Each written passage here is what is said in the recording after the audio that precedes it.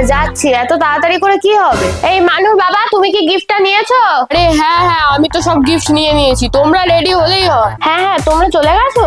হ্যাঁ আমরা তো বেরিয়ে গেছি, 5 মিনিটে আসছি। এই তো রাস্তায় আছি, এক্ষুনি পৌঁছে যাবো। তোমার বোনরা সবাই চলে গেল আর আমরা এখনো বাড়িতে বসে রেডি পর্যন্ত হতে পারলাম না। বিয়ে বাড়িতে যাবে, খাবার পাবে তো? 2000 টাকার গিফট দিচ্ছি কি বাড়ি এসে মুড়ি বাতাসা খাবো বলে? ও মা, আমি কি পরবো? না কি পরবো করে মাথা খারাপ করে দেবে। যা না, ওই তো শাড়িগুলো পরে আছে, পরে নে। আরে শাড়ি কেন পরবো? অন্যের বিয়েতে আমার বিয়ে হচ্ছে ধরে আমি শাড়ি পরতে যাবো? তোর বিয়ে না তো তুই কি কি পরবি? তোকে পুরো শপিং মল কিনে দিলেও তো জামা প্যান্টের অভাব যাবে না। কি গো মালুর মা, তোমরা কি রেডি হলে? আর কতক্ষণ লাগবে? আমি তো রেডি হয়ে গেলাম। এই তোদের জ্বালায় না আমি টাইমে রেডিও হতে পারবো না। কি রে, তুই রেডি হবি না নাকি?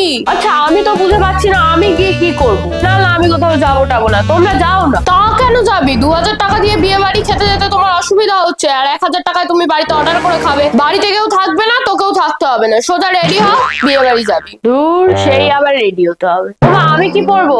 আর তুই যা না, বাবার ব্লেজারটা আছে পরে নে। হ্যাঁ মা তো ঠিকই বলছে, আমার ব্লেজারটা পরে নে। আরে ওই ব্লেজারটা তো আমি কতবার পরলাম, এই নিয়ে 3টে বিয়ে বাড়ি পরা হয়ে গেছে, এবার অন্য কিছু দাও। এক জামা দুবার পরবে না, তা যা না ধুতি পাঞ্জাবি পর। তুই এক কাজ কর, এটা হনুমান টুপি করি। হ্যাঁ সেই ধুতি পাঞ্জাবি, ঠিক আছে বাদ দাও।